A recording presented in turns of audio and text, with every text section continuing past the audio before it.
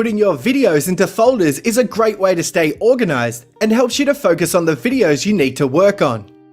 Here I am on the dashboard. To put these videos into their own folder, I'll click the Select Videos button and then click each of the videos I want to move. You can tell which videos I've selected by the green tick on each video.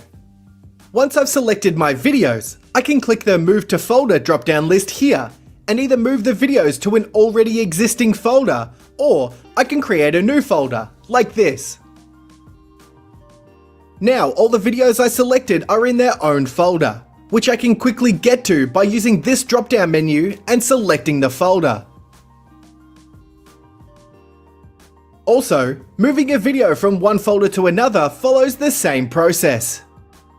You start by clicking the Select Videos button, and then select the video you want to move.